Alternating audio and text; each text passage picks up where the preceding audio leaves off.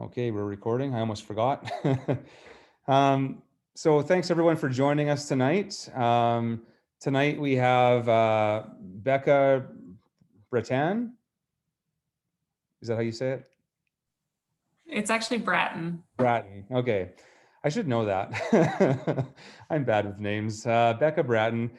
She works for KWS and she's kind of I would call her a hybrid fall rye expert. Whenever I've got a question or have a thought to bounce off someone, it's her I email. So thanks for joining us tonight. So just so people know what we've got going on for these evening sessions over the next month or so, this is our fourth event at the evening sessions, and we've got actually 4 more planned, and we'll see if we tackle any more.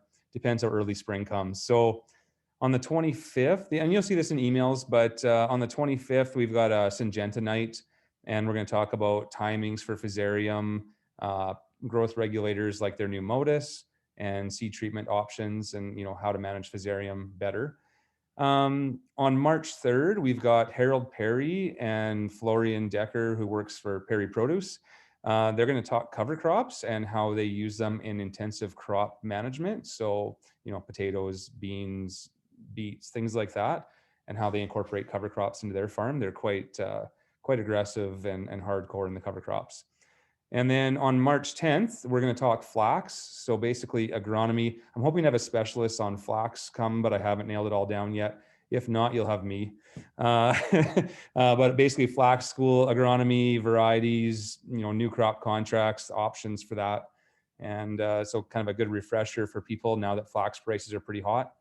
And then haven't picked a date, but maybe March 15th, 16th, we're going to have Doug Manzer, who's with Alberta Conservation Association, and he's going to come talk about intensive farming amongst habitat development. So how a project that actually we're part of, that we farm in the middle of, and they've managed to raise the level of birds, game birds, things like that, quite high, like some of the highest levels in North America per square kilometer by management, habitat planning, planting amongst farming guys like us. So that one should be pretty interesting. So that's kind of what's on the books in the next few weeks. And next week I'm skipping. It's reading week. I'm going on a holiday, so not too far, just skiing. So anyways, we'll kick off here. For those of you that don't know us, we're a family seed business, seed farm, seed retail. I take care of the seed sales and marketing. Matthew takes, on the far right there, takes care of our seed cleaning, processing, and some finance and construction projects. Nathan in the Trilex hoodie there takes care of our farm operations, our farming. And Cody, who's not a brother, but one of our management team, he takes care of our billing, invoicing, inventory, accounting type things. So pretty boring there. We'll have as many as 20 people during our peak seasons, but typically it's around 15 people, including ourselves. And we're mainly irrigated on our farm. So hybrid fall rye, we've been dealing with hybrid fall rye for, I should have looked, but maybe 5 years now. And I never would have thought 10 years ago that we would be, but it's been a really good addition to our farm and a lot of our customers' farms. So just a few key things, good lodging resistance for a rye type crop. The feed use seems to be increasing. The net returns can work because it can really pump out the yield. And the milling market is there, the feed market is growing, and Southern Alberta is big on feed, and the forage market, that's there as well for people that need a forage crop. We've seen yield advantages of 20 to 40% over traditional rye, and sometimes that can mean almost double in a real dry or tough situation, yield advantage over some spring seeded cereals. Really good drought tolerance and can handle some tougher soil. When it's dry, typically in our area, we get early rain, and typically the taps turn off later on. So, that benefits a crop like rye and winter crops in general. Rye can suppress weeds a little bit better than some crops, especially some weeds like wild oats. Some of it's allelopathic and some of it's physically being just early. Very good winter hardiness. And rye's the hybrid ryes are a little different. they're sold by the unit. 1 million live seeds is 1 unit, and typically we're planting 0.8 of a unit per acre. So that can mean, between 60 and 75 pounds per acre as a rough number to get that target 800,000 live seeds per acre. And we ship a lot bulk, that's the majority of it, but tote bags, we have some on the floor typically of each variety, and they're 28 unit bags, and you can do about 35 acres with a 28 unit tote bag. So it can be pretty reasonable to do totes even for one field. I forgot to mention, feel free to ask questions in the chat there. See, George said hello already. So feel free to ask some questions in there, comments, things like that. And at the end, we'll have a nice discussion time where you can unmute if you'd rather just talk, speak and ask questions. So a few things to watch for in the crop. So this picture here is some yield trials we did a couple of years ago. This year I've got one planted. It was planted quite late, like October the 5th or 10th, somewhere in that range. And we had a little bit of wind erosion, so I'm a little scared. I looked at it and I don't know, I might have had some damage there from wind erosion. It's been a pretty tough winter for that. So hopefully I've got some plots that will work. And I kind of wanted to plant them late because that's always the question farmers ask is, well, what's the best timing? What can I get away with? What can't I? What shouldn't I risk? So we planted those plots late to see kind of how it would compare to some winter wheat in those similar area there. But watch for uneven flowering crops. So you want the most even field possible from seeding speed, depth, sprayer tracks, spray early if you can. Because if you go late, then you possibly have later flowering crop, which can increase your risk for ergot. Avoid MCPA 2,4-Ds or at least later 2,4-Ds or high amounts of 2,4-Ds. We use Octane or Stellar. That's our typical herbicides for broadleaves, and typically just a group 1 herbicide if we require a wild oat product. Avoid fungicide at flowering. That can make the pollen a little bit heavier and not fly as well. Typically, we don't need fungicides. For seed production fields, we don't use a fungicide. Typically, it's not needed. And we like spraying fungicides because we want the best crop possible. So there's a little bit of a tough thing to not do, actually. It's a steep nitrogen use curve. So we typically will put mid-row band all of our nitrogen in the fall. So that crop has it in the soil ready to go. It's not counting on us spreading it in the spring, trying to catch a snowstorm to move it in, or waiting for irrigation to come on to water our nitrogen in. Things like that.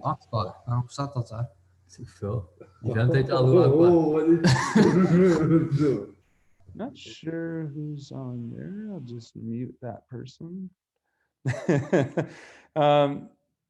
So steep nitrogen use curve. We don't like using ESN because typically it's not available soon enough the next year. So, which is different than winter wheat.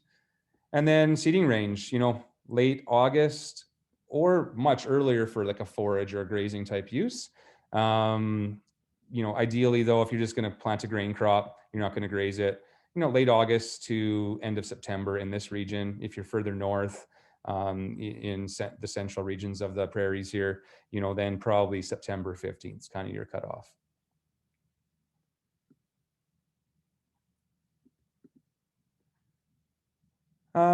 So 3 different varieties we're dealing with right now. Pro Power is our main forage variety, and it's got fast regrowth after grazing. Hybrids would have that. They can tolerate stress and regrow really, really well, which grazing is stress. There's some double crop opportunities. So a lot of irrigation customers are planting it in the fall after a forage crop of some kind, say soft wheat.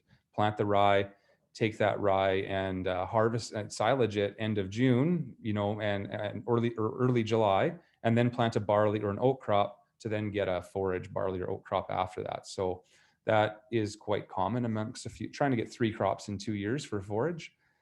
And some people will plant it, underseed, say a barley crop, or take barley quite early and then plant the rye and graze it or take a grass crop of it in the fall. So it's got very good winter hardiness and top forage yields. So this picture here is from on June 25th from 2019. We had Becca out speaking at an event there, last time she'll ever be allowed in Canada, just because of COVID, nothing else. And then here, a customer from 2020, we got Pro Power on the left here, and then they planted AB Cadillac, a forage barley. That was on dry land down by Warner. So that's a 6-row forage variety. And just look at the difference. The Pro Power is heading out. This is on June 2nd, and that barley is, quite small yet. So just look at the timing difference. So typically on dry land in southern Alberta, whether you're growing forage or grain, when you have that kind of a difference at June 2nd, you know that early crop is going to win, just because typically the taps turn off. Now, this year in Alberta, we had some rain. It's not always going to happen. And then look at this picture here. So this was seeded early October, and just before the water turned off. This is corn, silage corn. So maybe, don't grow such a long season corn variety. Get that silage corn off, pop rye in there. This is no-tilled into this corn stubble. And, they watered it up, and it was dry soil. They watered it up just before the irrigation district turned off. And then mid-November, I took this picture. It was 2 to almost 3 leaf stage. I was really impressed. I think it's going to be a good crop for them. So I'm going to keep an eye on that one. Follow me on Twitter for updates on that crop, because it's kind of on a route I typically drive. This was a cool picture. I probably stole this from something Becca had, or I don't know where I got this from, but it was just kind of a percentage of annual yield and when it comes. So that really early season, I mean, look at that fall crop. It's just phenomenal early. Now that's assuming a normal later planted. So, but you could plant that earlier and try and get more out of that fall crop. But it is just quite phenomenal and kind of a cool chart. So that's why I put it in there. So Daniello hybrid fall rye. I see Ewood's family's on the call, so you're famous now, Ewood. You're going on YouTube. His crop was pretty phenomenal down by Hayes there a couple years ago, and pretty good yields, and it looked beautiful. This crop here with my daughter, that's on dry land, and obviously we had a great year in 2020, but that crop looked like an irrigation crop. It was just phenomenal. So Daniello has been pretty popular. High yields, low ergot risk, good falling numbers, good winter hardiness, medium height, and it's kind of a flex variety. So if you're not sure if you want grain or forage or what you're going to do on how many acres, you could grow this variety if you're not 100% sure if you want to take some silage or leave it all for grain or what you're going to do with it. Oh, a comment on what kind of rye was in the picture. I'm assuming you go back here. Are you thinking what kind of rye was in the picture? I don't know which picture necessarily you're talking about. We got Daniello here. This is all Pro Power. And then this is Daniello. And then we've got Serafino hybrid fall rye. So this one's new. We've got a few growers that did a kind of a soft launch this past fall. So we'll get some information this summer on how it does. But it's a brand new variety. High yields, again, low ergot risk and high falling numbers. So looks like a good option. I'm sure we'll have some growers that will grow some of both this fall, the Daniello and Serafino. And more seeds per head on this variety is one comment I'd seen. I haven't seen a lot of this variety, so it's kind of new to me as well. Short stature, and one comment I'd got from some literature was mildew and rust fairly resistant. Now, as far as rye compared to say winter wheat, if we have to spray mildew, like powdery mildew in winter wheat, we've had to do that, like in wildfire. But in rye, we've never had to spray a fungicide in rye to stop a problem. But obviously some stem rusts are possible. And rye, a lot of its energy comes from the stem. So that's important to watch the stem cleanliness on a rye plant. Oh, the comment was the 2020 seeded November picture. So that was seeded in October. I'll just go back to that picture. Yeah, so this is all Pro Power. This is all that forage type. And so they planted that late or early October. And then this picture I took in mid-November. So obviously we had a pretty open fall. They got it watered up. And yeah, that's Pro Power. I wouldn't advise seeding in November, but early October, I think we can get away with it. So that's all I have for hybrid fall rye. Pretty short and sweet on my end, which is not normal. I'm going to switch hosts here.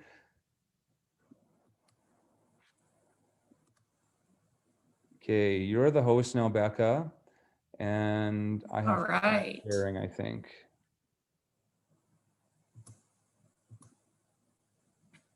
Okay, I've stopped sharing. So you should be able to share now. Okay.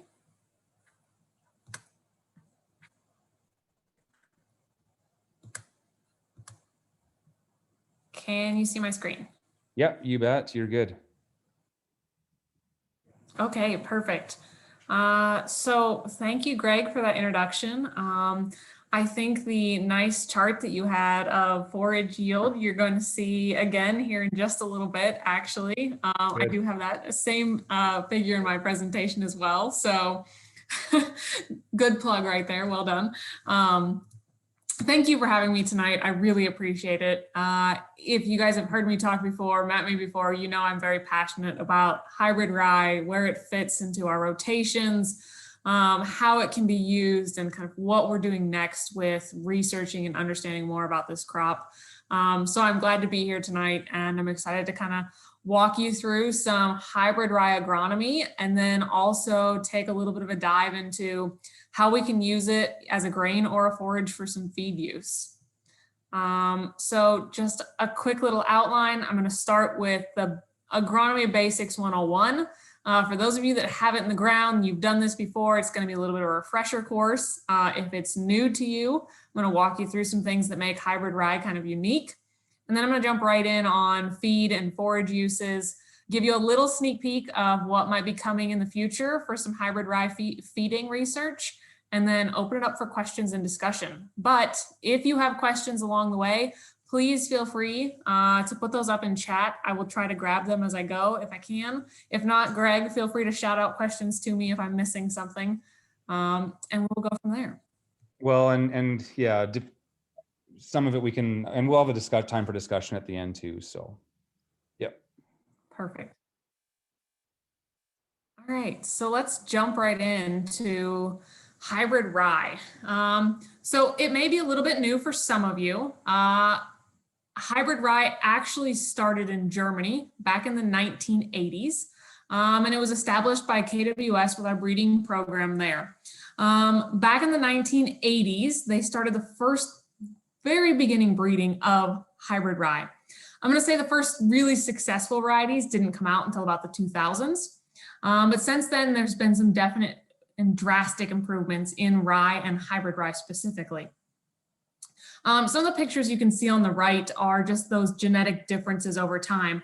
So in the top picture, you can see how head size and the number of grains per head changes as we improve those hybrids. And the other thing you can see if you look at the bottom picture on the right is how those plants have really drastically changed in how they look. And this has led to improved standability. We see significant decreases in lodging. We see a lot more tillers per seed. All of these things that have really developed as we've hybridized rye. So KWS actually launched our hybrid varieties in Canada back in 2014 and in the US in 2016. And I really encourage people to think of this as a new high yielding cereal crop. This is not your grandfather's old school rye. So this was touched on just a little bit, but I think it's very important because it is unique to hybrid rye versus a lot of our other small grains. They are actually sold in units, and one unit will always be 1 million viable or 1 million live seeds. We take that into account. We adjust the bag weights accordingly so they're always weigh with 1 million viable seeds. And so obviously that weight of a unit can vary according to germination and grain weight. So keep in mind, one unit may not weigh exactly the same every year, but you are always going to be paying for the same 1 million viable seeds. So we take in any error that may happen on our end before it ever gets to you. The weight of a unit will always be given on your bag or your tote, but remember, be aware of that year-to-year variation in unit weight. It absolutely can exist. So keep that in mind as you're going and ordering new units or new totes of hybrid rye. So we chatted a little bit about when should we be planting, kind of what's our ideal planting. So I'm going to delve into that just a little bit more. Yes, our planting window is certainly dependent on region. We know that. That first part through mid-September, I would consider ideal, especially for you guys. And we may have some earlier planting date options available for forages. I'm going to talk more about this when we get into our hybrid rye forage for feed section. But there may be some opportunities to move that even earlier if we need even more forage opportunities in use. Seeding rate is 0.8 units per acre. And so that's something to keep in mind. And it tends to be quite a bit lower than some of our other small grains. So let's talk a little bit about planting date. We know that, probably that ideal planting date is that first to second week of September for hybrid rye. And one of the reasons that we can see such a drastic drop off in rye performance, actually, when we keep pushing it later and later, is that compared to wheat, it does tend to have a steeper drop off in its curve for optimal yield based on planting date. So keep that in mind. It may not have quite as much flexibility moving into late winter or early winter there on terms of that planting date. That first part of October, you're really taking some chances. And it's a risk that you have to decide if Mother Nature is going to cooperate with you to take. And again, the goal for this is really, we want root and tiller development prior to going into those hard freezes and snow cover. And so here, this is one of the things that makes rye a bit unique compared to wheat, is really that root and tiller development. So rye will actually start developing roots very rapidly and very early. And so from those roots, then they use those nutrients and energy they're able to pull up from the soil to develop lots and lots of tillers. And it's actually this tillering capacity that we want to promote. It's one of the reasons we plant much lower seeding rates with our hybrid rye than we do with some of our other small grains. Because if you're putting, for example, 1 or 1.2 units into the ground, you're actually suppressing that plant's ability to tiller. We want it to have lots of space where it can grow and spread out and really develop those tillers. And ultimately, tillering is going to be what leads to more yield. So here's just another photo to show you how much those plants can really tiller and spread out, especially when they're planted in kind of that ideal early first part of September planting window. Here's another picture that I really like to show because I think this is one of the things that makes the hybrids really unique. These hybrid plants can develop up to 25 tillers per seed. And so that's a lot of tillers, and that's what's going to lead to heads. And that's what's going to be leading to your yield in the long run. So Terry, I see a question pop in about, is the middle of August too early to be seeding? I agree with Greg. It depends on where you're located. And it depends on what your use for that is. If you're just a grain crop, it may be too early. You don't want to set yourself up for too much growth going into the winter. We can see some snow mold issues if you have too much growth going into winter. But if you're looking to get some forage opportunities out of it, or if you're located quite a bit further north, then middle of August may be just fine for seeding. Yeah, I'd say if you're, say, at Edmonton, it could be fine. If you're at Enchant, Alberta, where I am, that could be too early. August 25th is about the earliest I would say here at my location. Perfect. Thank you. Yeah, so just keep that in mind. If you plant early, you do set yourself up with a little bit of risk for having too much growth going into winter. And if that happens, we can see some opportunities for things like snow mold and to happen. So that covers our unit planting and things like that. But let's talk a little bit about seeding depth as well. So we recommend about 3/4 of an inch for a planting depth. And one of the reasons for this is because the rye grain is actually a really small seed and it has a tiny little amount of nutrients or energy pack inside of it. And it uses those nutrients to sprout and reach the surface. Now, on the left-hand side, you can see plants that are planted at kind of that ideal depth. We see excellent root development, and then we see several leaves already starting to form from those plants. Planted at the same time at a much deeper depth, on the right-hand side, we can see that those plants had to use a lot of their energy and resources just to get to the surface. And so we're really basically stunting that plant to an extent. Now we can have some discussion about moisture levels, things like that, and should we adjust our planting depth a little? There may be some opportunities for that, but really that 3/4 of an inch, kind of max an inch, tends to be pretty critical for our hybrid rye. So establishment, we have recognized, especially at our low seeding rates of 0.8 units per acre, is absolutely one of the most important factors. And one of the things that directly correlates with that is our planting depth. So across the bottom here, you can see some yield in terms of pounds of grain per acre. Now, if we're planting at that 0.8 inches, that's what we would say is kind of that optimal depth for hybrid rye. And that's where we're going to maximize our yield. Now, when we start decreasing or start increasing that depth, we start decreasing our yield. Now you may say, okay, 204 pounds an acre, we're talking basically 4 bushels an acre. But if you start multiplying that over all of your entire acreage, that can add up rather quickly, and that can be a pretty detrimental loss to you in terms of yield. So just changing from 1.5 inches to 3/4 of an inch can be hugely important if we're trying to get our optimal planting depth. Originally, we would typically say soil temperatures below 59 degrees Fahrenheit. I think there's some flexibility here, especially as we talk about our forage crops, and we can discuss this more when we start talking about forage feeding. And again, this is a little bit dependent on your region as well. Let's move into talking about fertility and specifically nitrogen. As Greg mentioned, hybrid rye does have a pretty steep nitrogen uptake curve, and we typically recommend 1.2 pounds of nitrogen per acre times your expected yield per acre. And so if we're talking 100 bushels to the acre, we're looking at 120 pounds of nitrogen. And I typically tell guys, shoot for 100 pounds of nitrogen for your forage. Now, this can all be applied in the field, or you can split apply this.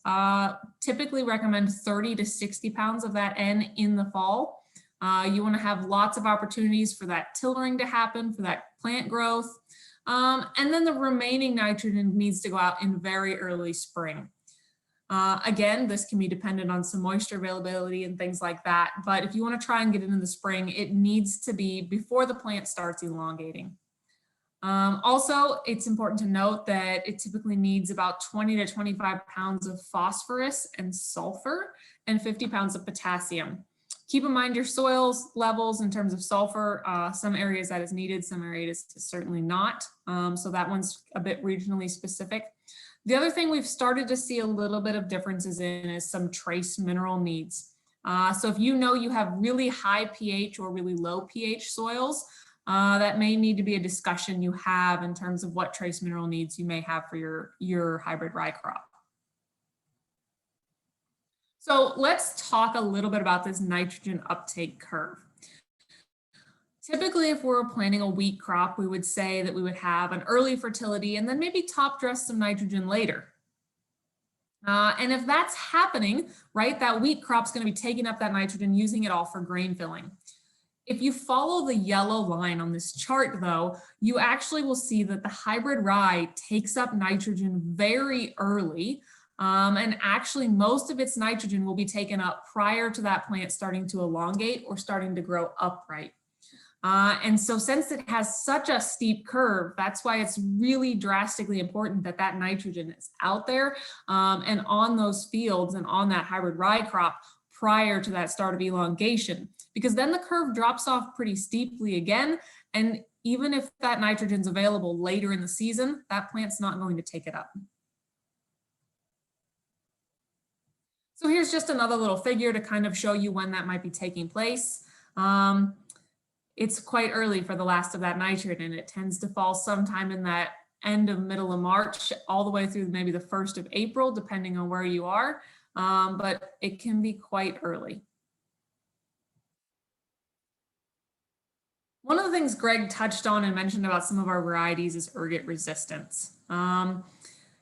This is certainly something we see with some of our hybrids even still. A lot of it can be due to poor management. Some of it just is the environment where rye is grown. Ergot is naturally occurring in the soil. It's not something that you can get rid of. It is a fungus. And basically how this works is when that flower opens up to be pollinated, either pollen can land there or an ergot spore can land there. And whichever lands there, that flower will then close. And that's basically what's going to develop in that flower. And then we see these black specks, kind of look like mouse turds in our grains.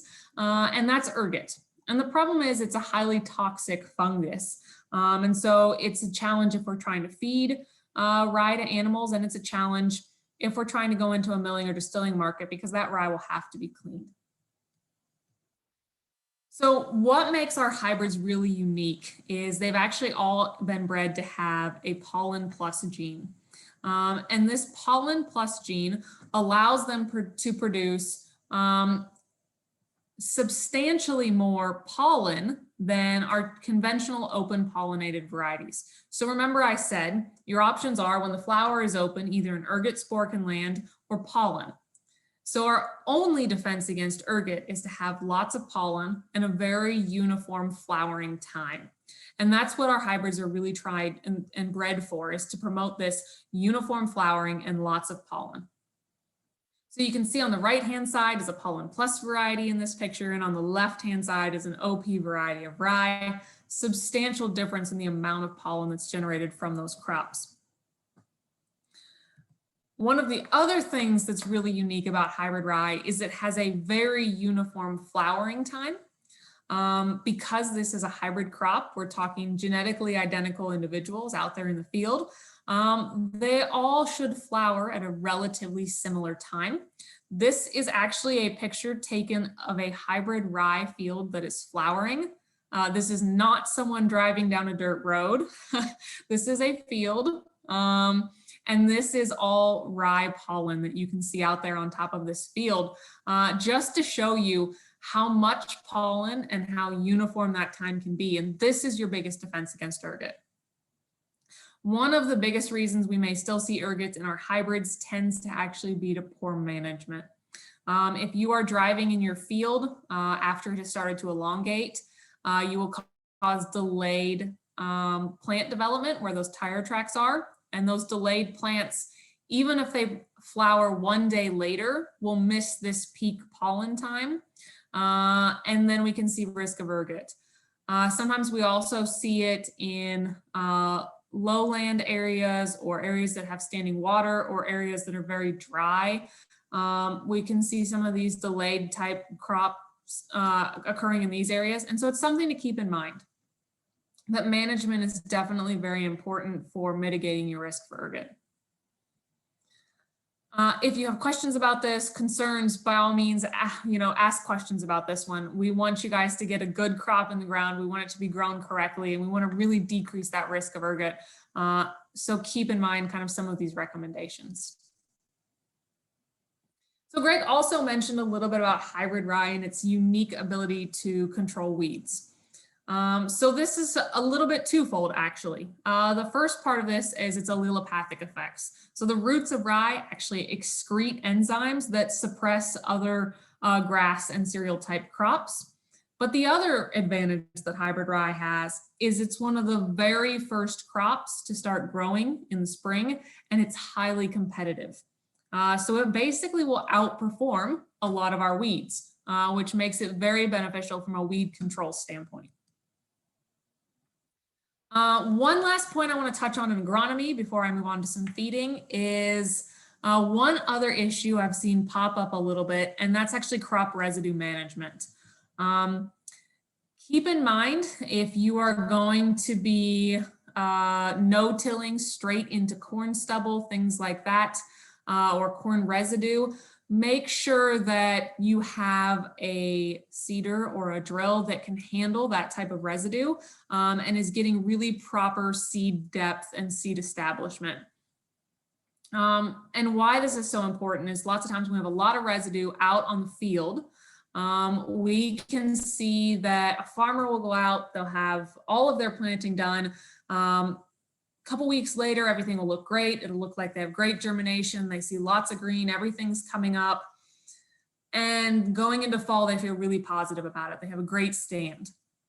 Come spring, they see that they've lost large chunks of their field, like you can see here.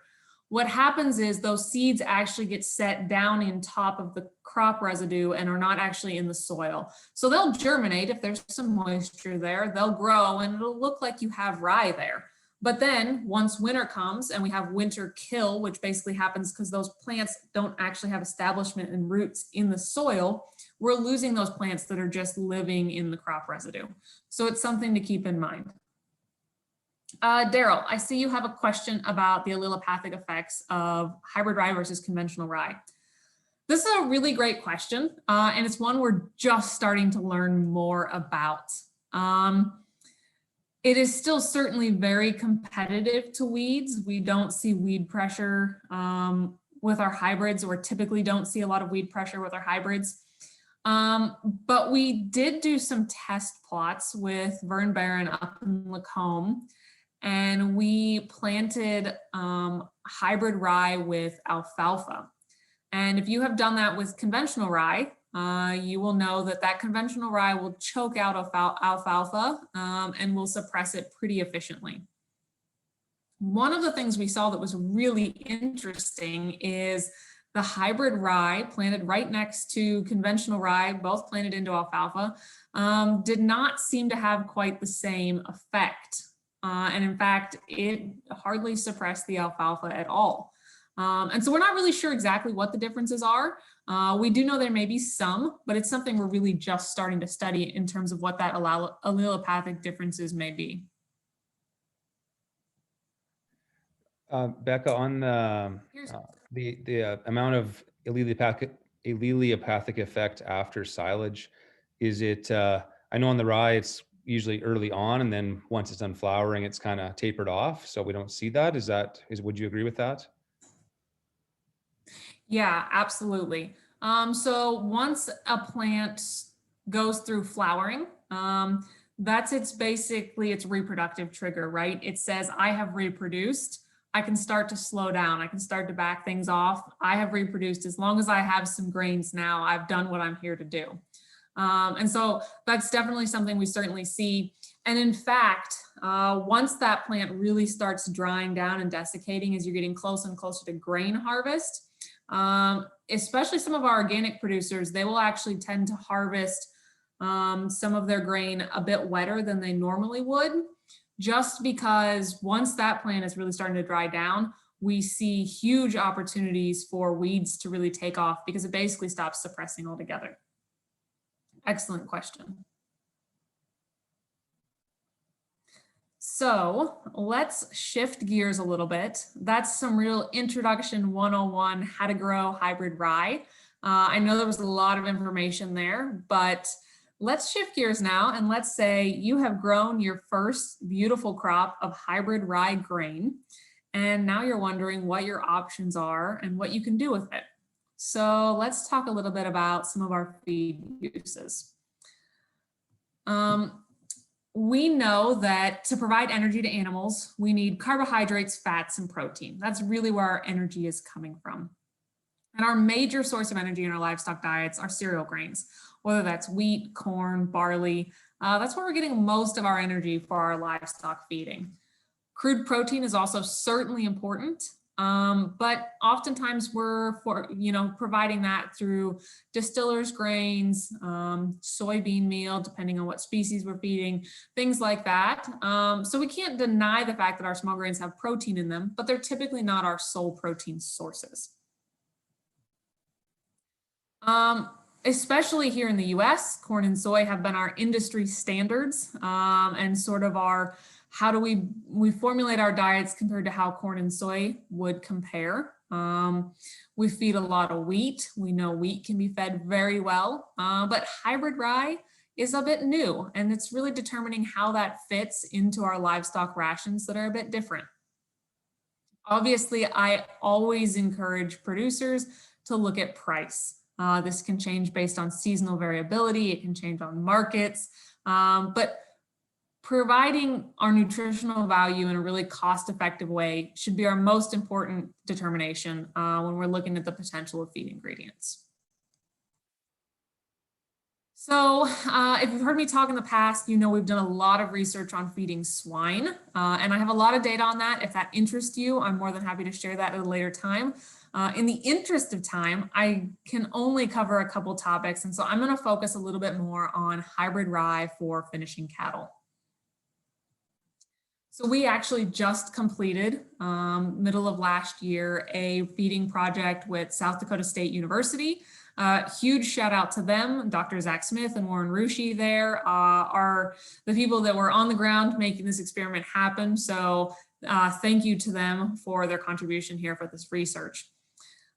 They actually were some of our first ones to really test feeding hybrid rye versus dry rolled corn. And this experiment was really conducted to determine a energy value for hybrid rye in beef cattle. We know there's some published book values for energy values of OP rye. We know these hybrids are a bit different, and we wanted to be able to get a real clear understanding of what that energy value is. So we developed an experiment that had 4 separate treatments. We had a traditional base diet that was 60% dry rolled corn. And then we replaced 20% of that, 40% of that, or all of that with hybrid or ground hybrid rye. So you'll see those denoted as 40-20, 20-40, and 0-60. So the first thing we'll note here is our dry matter intake over time. We did start to see a little bit of separation between our corn-fed cattle, which you'll see in that black solid line, versus our high hybrid rye-fed cattle, which is the dashed line with the triangle in it. We have a couple hypotheses for why this may have happened. The first is this hybrid rye was not cleaned. We do know we had some low levels of ergot in it. It had about 300 parts per billion, which is well below toxic levels. But there is some research that says that even at that kind of level, we may still see, especially over prolonged feeding periods, some decreases in dry matter intake. So that's something to note that in the last part of this experiment, we did note that. Looking at our carcass adjusted final body weights, you can see that there's minimal to no difference between our first 2 treatments. So that 60-0 is that 60% of the diet being corn. 40-20 is 20% of that diet being hybrid rye, and minimal to no difference there, with a slight depreciation when we feed those higher levels of rye. The same trend was noted in our average daily gain, as well as feed intake and feed efficiency, with little to no difference between our corn-fed control cattle and those 20% rye cattle, and a slight depreciation in dry matter intake and increase in feed to gain in those higher levels.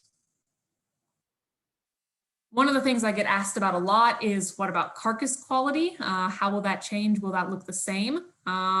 We noted no differences in USDA quality grades or yield grades in these cattle. Liver abscess scores, there was no difference as well. We did see a little bit of a decrease in hot carcass weight, so not surprising. We also saw a small decrease in ribeye area as well. Shane, I see you have a question about backgrounding. So we have not done a full backgrounding experiment, but I can tell you that prior to this experiment, the cattle that were on this study were actually backgrounded and received for about 3 weeks. And during that time, they were adapted to hybrid rye. And when we first pitched this experiment, one of the questions everyone had was, will cattle eat rye? Are we going to have a whole bunch of cattle that are going to go off feed? And one of the things that we found incredibly fascinating was that in that first receiving period, our hybrid rye cattle actually took to diets faster. They gained more and they were more efficient during that receiving period. So that was really interesting to us that we were able to take these cattle from, they came from out in western South Dakota somewhere, living out on grassland, and were brought in and adapted to these concentrate diets. And our hybrid rye cattle actually performed better in that adaptation period than our corn-fed cattle. So we definitely think there's some opportunities there for it to be used in backgrounding. It has more fiber. So potentially there's some opportunities there as well in terms of keeping acidosis, gut health issues at bay, things like that. So there's definitely, we're learning more. It's a great question. We think there's definite opportunities for using it in backgrounding. Great question. So basically what we really wanted to take from this experiment was, what is the energy value for hybrid rye? What can we be using to calculate and formulate diets? And that's what we were able to calculate from this experiment. We estimate that hybrid rye is about 89 to 90% the energy value of corn. But we also noticed that these numbers were a little bit higher than some of the old book estimates for OP rye. So we found that pretty fascinating, that the hybrids seem to have a bit more energy than some of the old open pollinated varieties of rye. So one of the other questions I've been getting asked a lot from our farmers is, I've grown hybrid rye. I don't really have the capacity to mill it myself. I don't have the ability to grind it and get it out there in a ground form. Can I feed whole hybrid rye to my cattle? And so that was a question we had, and it was an answer we decided to keep digging and see if we could find a solution to. So again, this experiment was also conducted at SDSU with Dr. Zach Smith and Warren Ruschi. This was leftover rye from our first experiment, and we really wanted to address this fact of, can you feed whole hybrid rye? What does that look like for an energy value? Will animals perform? Will they eat it? What's that look like? So we just have two diets in this experiment. The first is a control diet of 60% corn. The second is a rye diet of 60% unprocessed whole hybrid rye. Not surprising, those cattle that were fed unprocessed rye compared to dry rolled corn did have decreased performance. But what was interesting is they actually performed better than I think we all thought they would. They still gained almost 3 pounds a day. They finished out at just under 1,200 pounds, and they did have some pretty impressive dry matter intakes, likely trying to compensate for some of those decreases in energy that we see when we're not processing that hybrid rye. But again, one of our real points here was to be able to calculate what is the energy value if we're not processing that hybrid rye. You can see those numbers here, but it's about 91% the value of processed hybrid rye. So we see a bit more of a decrease. Just so you can see those numbers here in comparison, you can see what corn's energy value is versus processed or ground hybrid rye versus a whole hybrid rye. So everybody always asks me, what can I afford to pay for hybrid rye if I'm going to feed it? And so this is actually a really simple calculation, and we can use it by comparing energy values. And it's one of the reasons we wanted to have a really clear energy value for hybrid rye. So we know the NEG of corn, we know the NEG of hybrid rye. We also know what a bushel of corn weighs and what a bushel of rye weighs. So just for math's sake, let's say corn's $3.75 a bushel. What should we pay for rye per bushel to be competitive to get the same amount of performance from our animals? So we can convert that to a price per pound for corn. So that's about 0.067 cents a pound. And then we can go on to convert that to an energy difference between rye and corn. So if we look at that value, we can say that we can pay about 0.06 cents a pound for a hybrid rye, which means if corn's $3.75, we can pay about $3.36 a bushel for rye. So it's just a nice way to use energy values to compare what price you might be able to pay to be competitive to other cereal grains. You can do this with wheat as well. You can do this compared to barley. So just keep that in mind. Now, if you're going to be feeding whole hybrid rye, that number drops quite a bit, right? So corn's 375, you're looking at a number more like 298 for your unprocessed rye. But what this doesn't take into account when we're looking at prices and what you can afford to pay is the factors if you're growing this crop on your own land. So obviously we know that incorporating these winter cereals leads to crop diversity. We can see improved soil health. Following one of these, a hybrid rye crop, we have the opportunity for a really excellent winter cover crop. We know we can get quite a bit of straw or organic matter from hybrid rye. And it allows some labor resource management opportunities. And it also offers opportunities for market flexibility. Let's say you're growing wheat and hybrid rye. Wheat prices are really good and you can get an excellent price for your wheat. Sell your wheat and feed your hybrid rye. Let's say hybrid rye prices are really good and you can get a distilling contract. Sell your hybrid rye and feed your wheat. It gives you some excellent market opportunities and market flexibility. Shane, do you have the math for $6 barley? Not handy, but we could certainly do $6 barley. It would be the same type of calculation. We'd find an energy value for barley, which is very well published in the NRC. Compare that to the energy value of rye, figure out a cost per pound difference, and that would give you a competitive price for hybrid rye.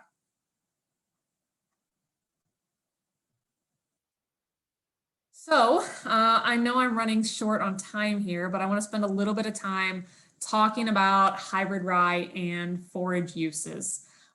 We know it can be a very high yielding silage crop. I think there's a lot of data out there now showing some of those yields and showing how hybrid rye can do in dry versus irrigated land, things like that. But I want to talk a little bit about hybrid rye and some of its other forage uses and some of its flexibility in terms of a forage. So we've actually been working with Dr. Vern Barron up in Lacombe. He's very passionate about hybrid rye as well and wanted to do some testing with planting dates. And so we started planting hybrid rye in June, actually. We planted hybrid rye in June, July, August, and September, and then harvested the subsequent July. So this would be 2019 data. Vern is in the middle of finishing up the 2020 data, and we're actually going to have a 2-year comparison for this. So I will get that to you, but right now you are just looking at the first year of this. So one of the things we wanted to know was, if we're early planting, can we do some forage removal in those June and July plantings? So whether that's a cutting, a grazing simulation, something like that, and then still have yields in August or then still have silage yields the next year. So what you're looking at here is the blue dashed line is the silage yield from the subsequent year when that was harvested. And the orange dashed line is the total. So the silage yield plus the forage that was removed from cuttings previous. You can see that if you're planting in June, you're still going to have a pretty substantial amount of silage available in the spring. Remember, this is dry matter yields, so this is converted to dry matter. And then when we look at that, we can see that our total forage amount is actually very minimal difference. So we're just spreading out when that forage is available. We have some available in the spring for that kind of silage crop, but then we also have some summer through fall. So if we look here, I just wanted to focus on our August and September planting dates because this is probably a bit more realistic about what people are going to be doing for that fall planting. We can see here that hybrid rye compared to OP rye, winter wheats, winter triticales, and what that may look like from a yield standpoint. So here we can see our hybrid rye tends to be one of our higher yielding cereal crops for a forage. We know that's certainly true, and it performs very well from that standpoint. But then one of the other things we were curious about is this combination of dry matter yield and quality. So combining these things, we were able to basically put this into the beef NRC calculations for based on quality and yield, what we would be able to cost, or what it would cost for a beef steer grazing this hybrid rye to gain per pound of day. And this is where it becomes really interesting for hybrid rye. So not only is it high yielding, but it tends to be much higher in quality as well. And we can see that our hybrid rye crops actually result in beef cattle that can gain more pounds per day and at a cheaper cost.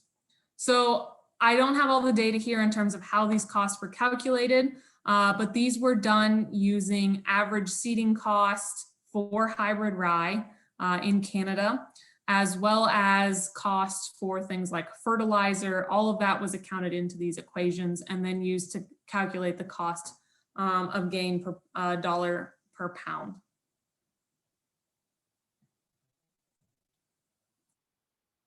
So let's talk about some considerations if you want to be planting your hybrid rye for grazing.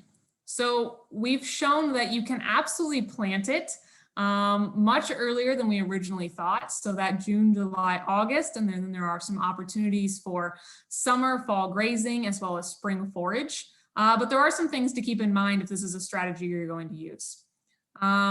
First of all, we do need some growth going into winter for winter survivability. And so that means that we can't have cattle out there grazing that down to nothing. If we have really harsh conditions, we don't want them stomping it into the ground or totally destroying that crop if we still want to get some spring emergence out of it. But at the other point of that, we want to make sure that we're grazing it hard enough because we don't want to have too much forage going into the winter. We don't want to set ourselves up for things like snow mold. So it's a happy medium, and good crop management is absolutely critical. I know we saw this figure earlier, so I will not spend a ton of time on it. Greg pointed out our red bars of fall seeded winter cereals and just how much forage is available. I'd also like to highlight the dark green bar. And this is a spring planted winter cereal. And you can see that what's unique is these spring planted winter cereals have a really nice peak in late July and 1st of August when things tend to be really dry and we see decreases in a lot of our other grasses. So if you're grazing cattle, backgrounding cattle, these winter cereals that are spring planted may be a really unique opportunity to bridge that forage gap. Here's some pictures of the cattle grazing up at Lacombe that Vern had. We also did some strip grazing plots to really compare how they performed side by side. And one of the things that I always find very interesting is the sugar levels in hybrid rye. And you can see here that they're very high, 21%. And this level actually results that sometimes we will see preference in our plots, which makes it a little bit more challenging in that cattle will actually tend to graze and go to hybrid rye before some of our other cereals. So when you're trying to make a head-to-head comparison, it makes it a bit challenging when those cattle are showing preference somewhere. But even with that in mind, I just want to show you a couple pictures because I think a visual is very important. This was June 4th. These cattle were out there spring grazing this as well. And you can see pintail wheat versus hybrid rye, just substantially more forage available for that hybrid rye crop versus the wheat.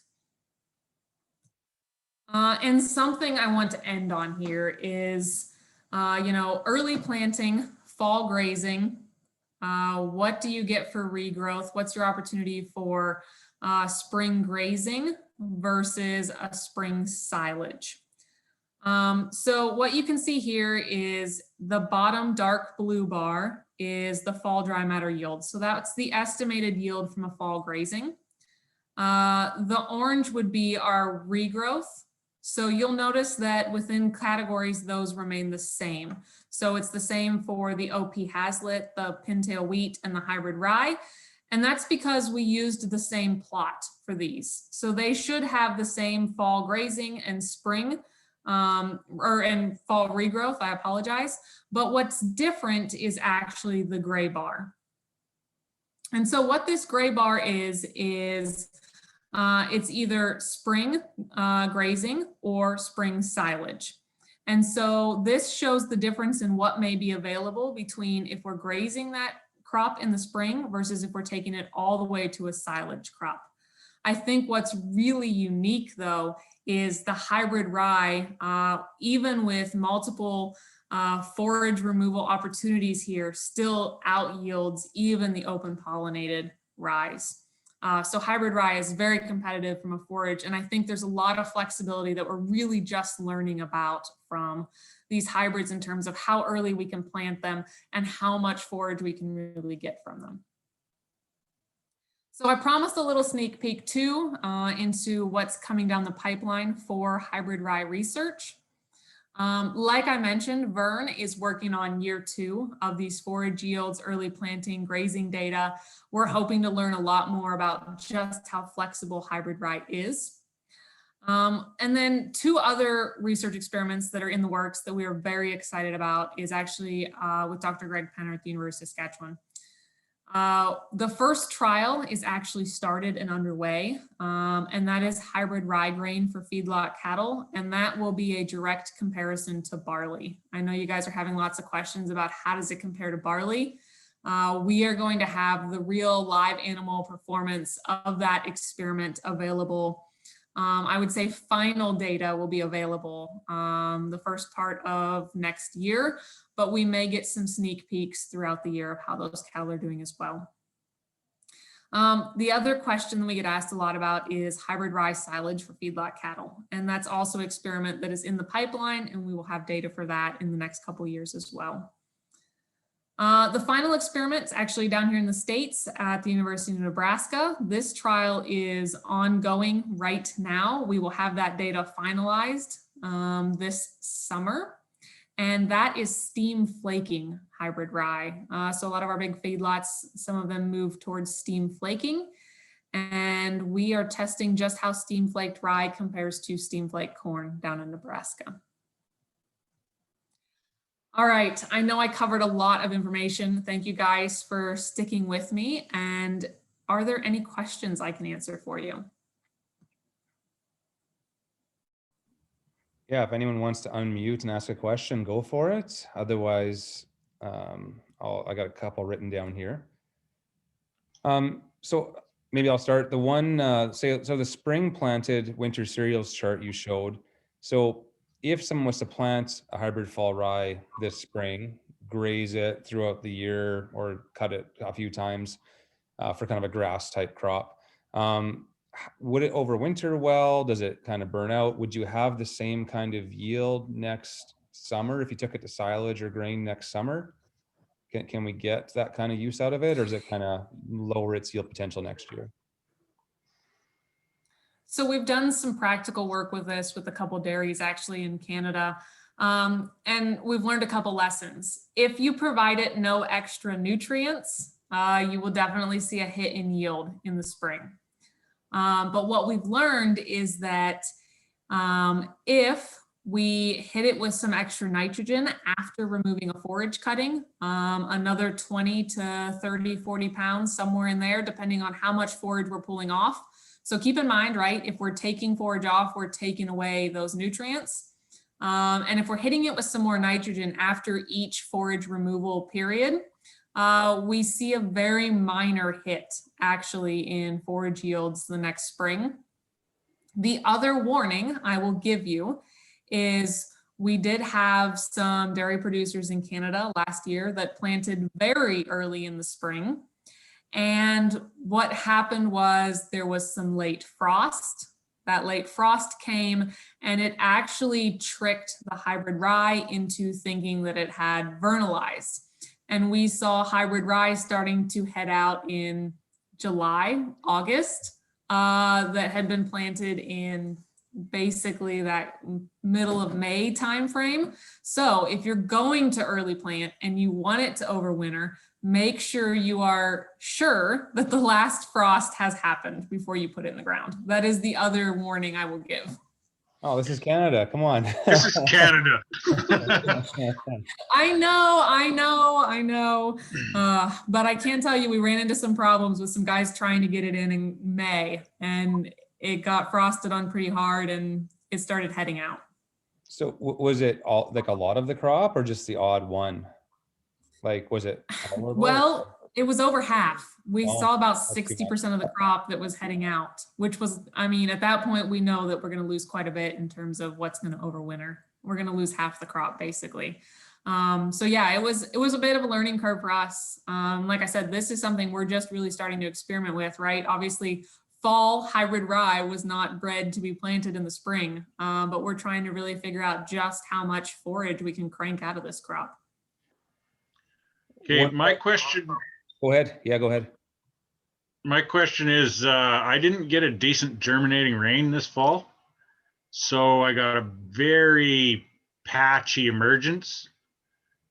If that grows in the spring, what are the chances of it vernalizing? Do I need one of them early spring frosts? So if you have patchy germination, the more telltale sign is actually going to be if you're going out there and digging some of those seeds up and seeing if, even if they're just barely poking above the ground or at the ground, if you have some root growth and some root establishment, there's a chance you did vernalize. You're going to be pretty heavily dependent on what spring does to you for how well that crop is going to grow in the spring, and how much of a yield you're going to get. We do know that, late planting, poorer germination can definitely lead to some decreases in yields. I'm less concerned with vernalization and more anxious to know how spring treats you for getting some really good growth to kind of play catch up basically this spring. Yeah, because I had seeds that literally didn't germinate, just like they just laid in the ground and did nothing. So it'll depend on the spring. Shane, are you taking that to silage? I was going to combine it, but I don't think I am now. Yeah, I'd worry about your ergot risk if you've got multiple stages out there, because I mean, some of those could grow. Because I've heard of people planting, frost seeding, a fall crop, and all they need to do is swell to vernalize, really. So it's you could be totally fine, but I just worry about staging there. So you may want to consider silaging that and combining your real high-priced barley. Well, I bought the smallest heifers I could find this year, so I might be grazing it too. I don't know what's going to happen this year. Well, so Becca, if he was to, so if that came up and he grazed it hard and evened it back out that way, that could he combine that and get that flowering at similar timings, or are we kind of just hoping for a good luck? I think it's a lot of hoping for good luck at that point. I typically do not recommend spring grazing prior to a grain harvest anyhow, because rye grows so rapidly in the spring and so quickly. We have to have those grazing events happen basically before hollow stem starts. And if you've ever cut open a rye stem and actually tracked how soon that hollow stem gets to grazing level, it can be very, very early in the spring. And if we're grazing that crop, once hollow stem has actually gotten to basically where those cattle can get a hold of it, we can stunt that plant even more. So sometimes spring grazing, if we're trying to get a grain crop and a really uniform grain crop, it may only last a week or two, depending on weather. And it's really hard to get a perfect timing on to say, yeah, let's spring graze it and even it up, right? It's a lot of luck there. So another question, someone had fall rye that had lower falling numbers than expected, and the millers weren't, and it was a hybrid. Any factors that affect falling numbers that we can control in our ryes? So I will be the first to admit I am not a falling number expert. I wish I knew more about the distilling market. My background is in animal feeding. I know it can be pretty dependent on moisture when moisture comes and things like that. I would have to do some more reading and more understanding, honestly, to know if there's something we can really be doing to affect that. I know the hybrids are bred to have high falling numbers, but certainly there are things that happen that make that not the case. But I don't have a great answer for you. I'm sorry. Yeah, and I've seen some of the hybrids, typically they're 100 points above that cutoff, so they can be just massively great. But the only thing I can think of is just excess rain or frost, or being wet and frosted, which could impact, that falling number a little bit. But that's all I can think of. Another comment. Salinity tolerance versus barley. How would you rate the rye's tolerance to salinity versus barley in some tough soil? Personally, I'd say it's much better, but I don't know if you'd have a different opinion. It's better, but I don't, and it doesn't love it either, right? Really high salinity is still an issue. I think it's better. I would agree. Obviously, you're going to see some suppression in yield and things like that. You're not going to hit those crazy high numbers that we see some farmers get, but I think it certainly does handle it better than barley. I would agree with that. Someone asks, do you pre-burn before seeding? We do, or even after. I like doing a little bit of residual herbicides, so I've got more weed suppression going into spring.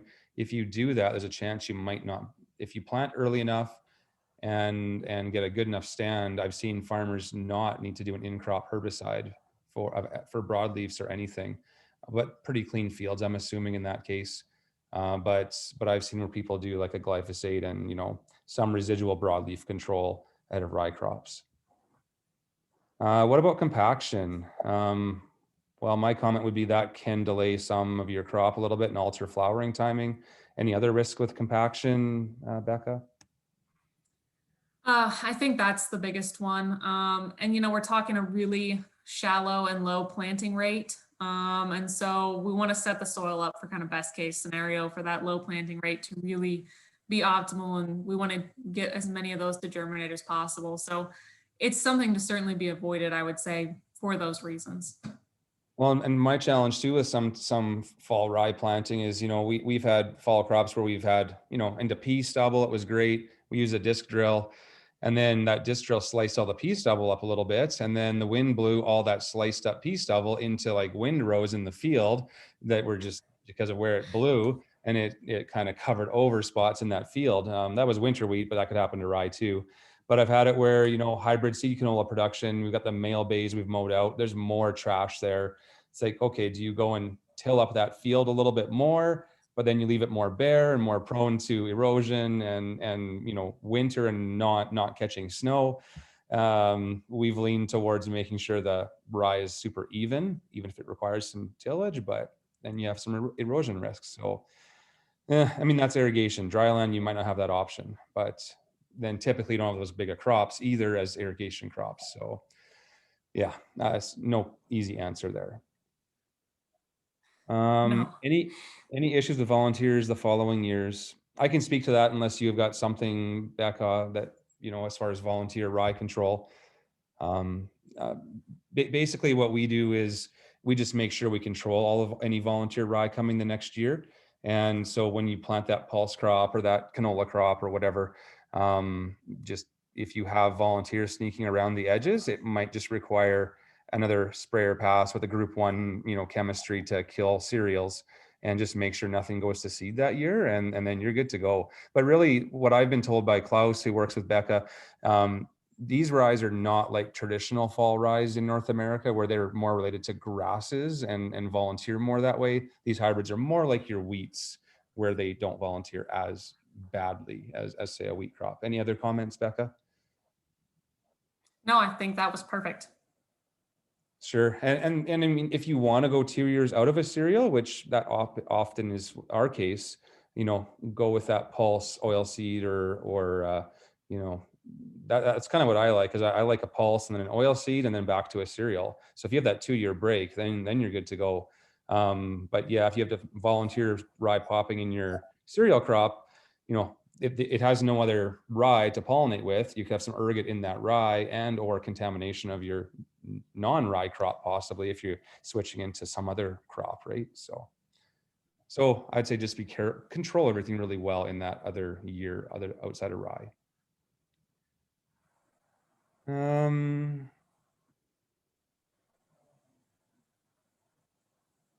My fields are covered in ice right now. Would you expect high winter kill because of that? Oh no.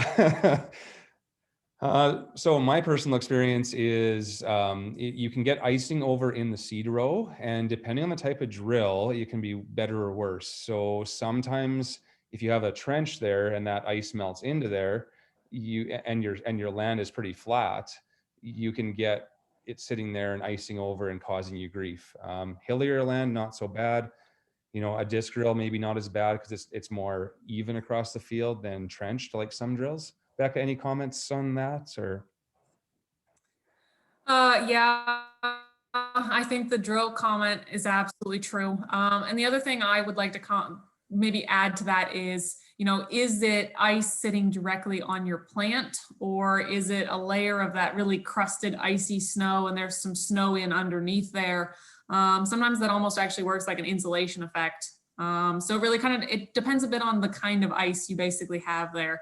If that ice is down and totally covering that plant and that plant is in the ice, you're probably going to have some issues. But if there's a little bit of protection or insulation there, you're going to maybe be a bit better off actually. You know, in stage of your plant could matter too. If you're 1 leaf, 2 leaf, that's maybe more risk than if you're 3 to 4 leaf from my experience. A little bit bigger seems to tolerate that stress better. Do you find any retillering after silage? Maybe I'll comment on a few customers' experiences. So, you know, so if you're going to take a really early crop off before it flowers, like say a dairy quality, then it's going to regrow. If it goes to flower and then goes to silage, you won't have as much regrowth. But I find it really hit and miss whether, you know, you do a silage, say, you know, the end of June or mid-July or something after flowering there. And I've had some people with some regrowth and some with not much. So it's kind of unpredictable from my experience. Becca? Yeah, we can guarantee it if you take it early. If you take it pre-flowering, you're absolutely going to get regrowth. If you take it post-flowering, it's a little dependent on how far you take it post-flowering, what the environmental conditions are. Stress can actually sometimes promote it to retiller. If it's really stressed, it thinks it may not have reproduced, and it will then try to tiller again, basically, and create more growth so it can create another head.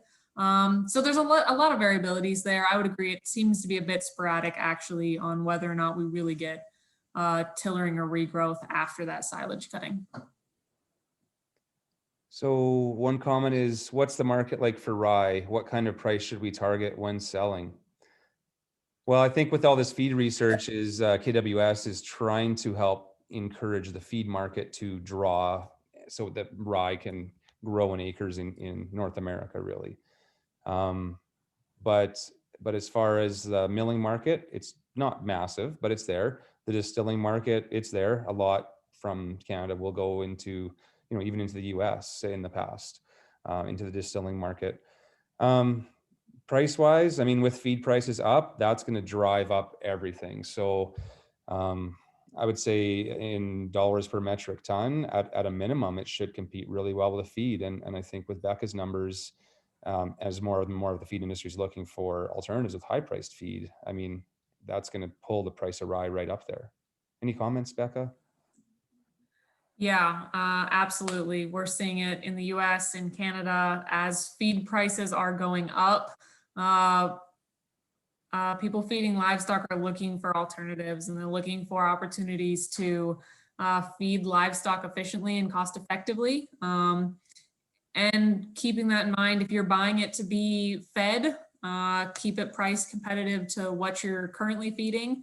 And if you're pricing to sell, just be aware of what those other cereals are selling for and what they're worth in the feeding market, and be competitive and shoot for a price that's, in that competitive range. We know it's probably about 90-95% the value of wheat. So somewhere in there, that kind of 90% value, it's a good price point for where feed wheat is going, for example.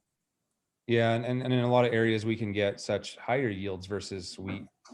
So it's just a net dollars per acre is kind of what us and our customers look at, even if it is priced a little lower than some other crops per metric ton. Yes.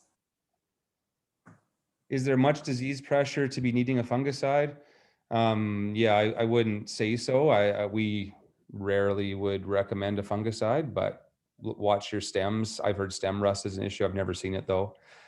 Yeah. Becca, anything else or not really there on a fungicide? Not really. Pretty minimal risk, in all honesty.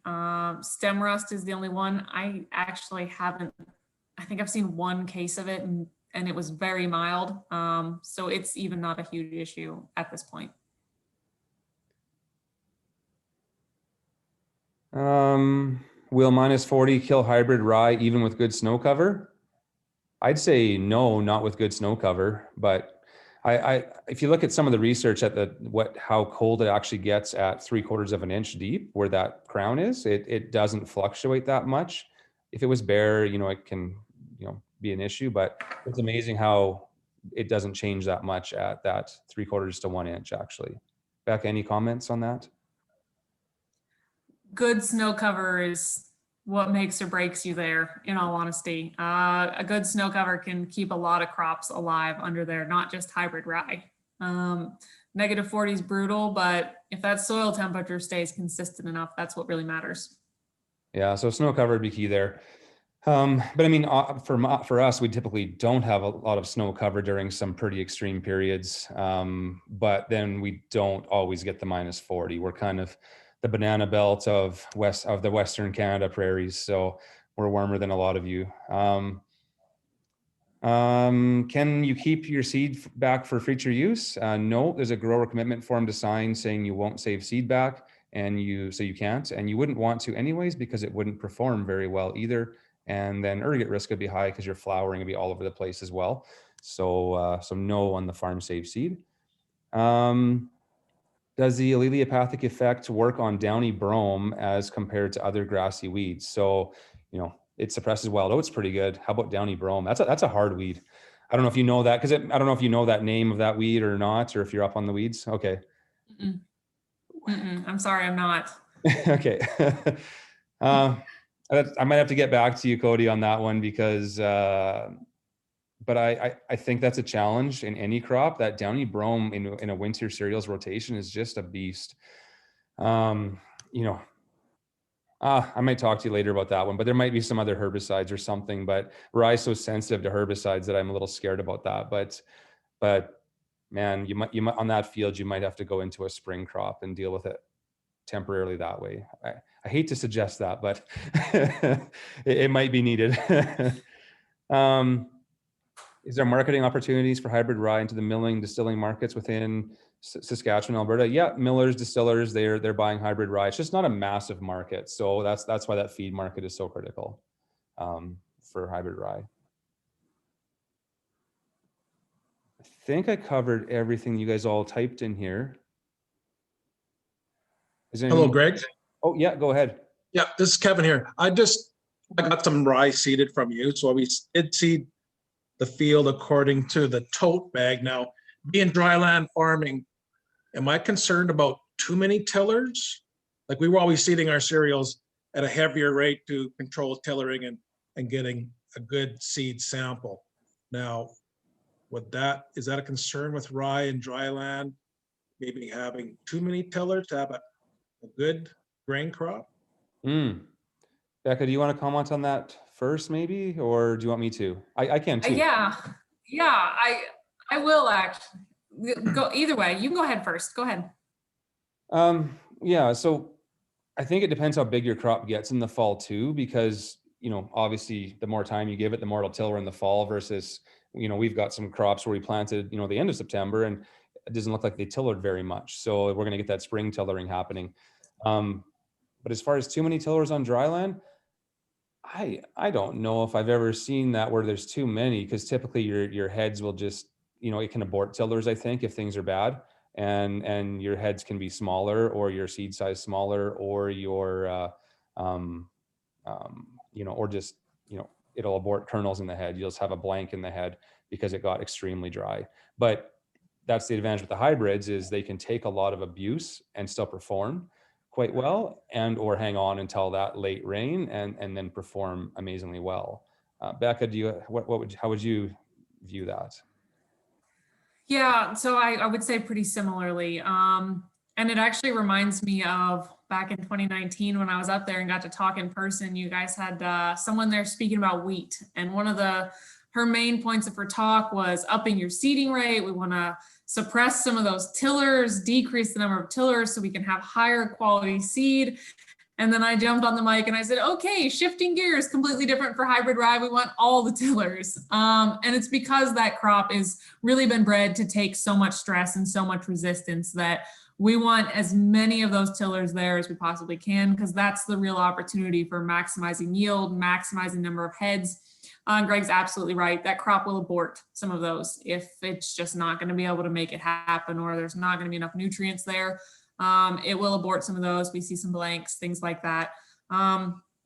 Typically not huge drops in quality, I would say. I know that's always a question, is what's quality going to look like? Sometimes we see some smaller grains. That may be a little bit of a struggle depending on what you're looking for from that marketing standpoint. But for the most part, I would say more tillers, the better for our hybrids. Cool, good. I think the fibrous roots probably help that crop survive too then.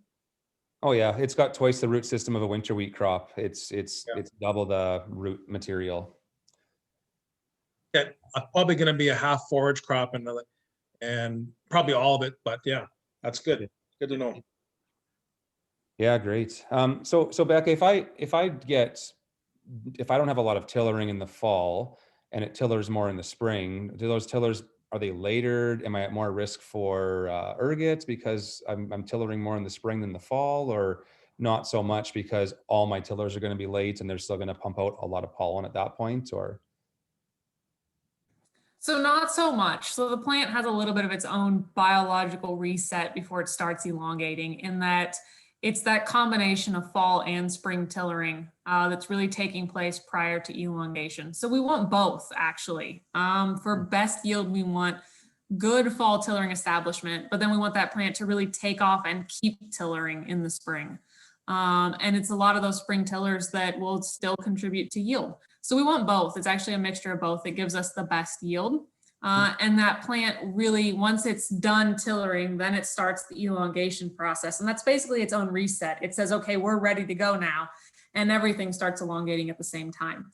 The only time tillers can be bad is if we have after elongation has started, we have a major stress event, extreme drought, something like that. If we're on dry land, we can actually, and then moisture happening after that, we will actually see new tillers starting, and then we will have late heads inside the crop that's already formed and that's already getting ready to head out, and we can see ergot risk there. So on dry land, we have seen that happen once where we had really bad drought, no moisture. The plant basically stress headed really early, and then it put out more tillers and those headed late, and we had some really bad ergot in that crop.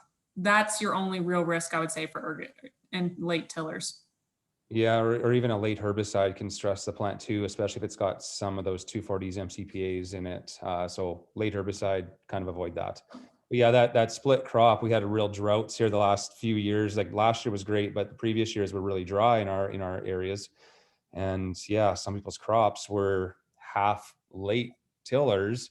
The ergot wasn't as big of a deal because there was half crop was early, half was late, but it just made for a really late crop, and management decisions were tough because it was half and half. It was like, well, where's all your yield? Well, it's equal. So they waited and had an okay crop still, but that was a tough year. So for a few customers. So anyone else have some more questions they want to unmute from, or are we getting near the end here?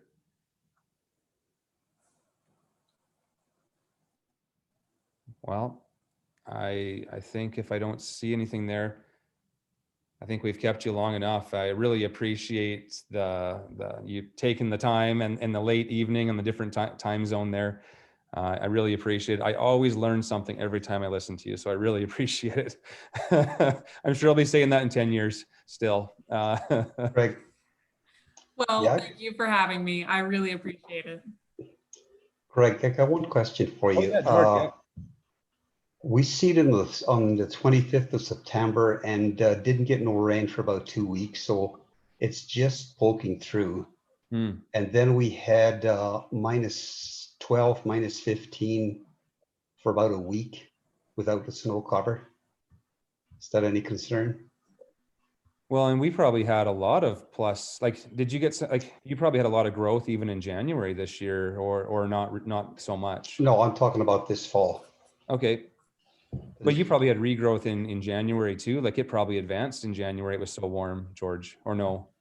I don't think so. I don't think Okay. it got warm enough. Not down here. Okay.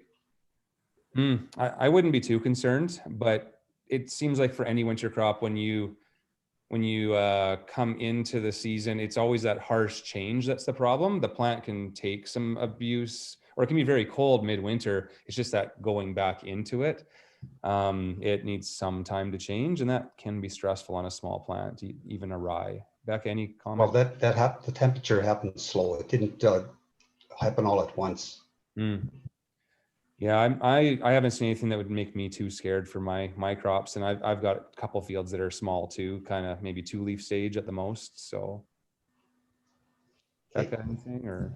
Yeah, I would agree, Greg. And the gradual temperature is probably a definite advantage also. It's those really drastic swings of -40, then above freezing, back down. That's where we tend to see damage, especially on really small crops. That's really hard on them. Okay, that answers my question. Thanks. Thanks, George. Okay, well, thank you, Becca. We really appreciate it. Yeah, it was a great night. So thanks very much. Thank you for having me. I always enjoy speaking with you guys. And we had about 35 people at the peak, so I think it was well worth your time here. So Great, outstanding. okay. If you guys have any that I did not answer, my contact information is on that slide. Feel free to reach out to me, phone, email. I'm happy to answer other questions as well. That's great. And feel free to CC me in there too, because then I can sometimes learn and continue it on. So I can be of help as well. So feel free to CC me in there if you are contacting her. So thanks very much, everyone. I'll end the meeting and we'll have a good night, and thank you. Good night. Thank you.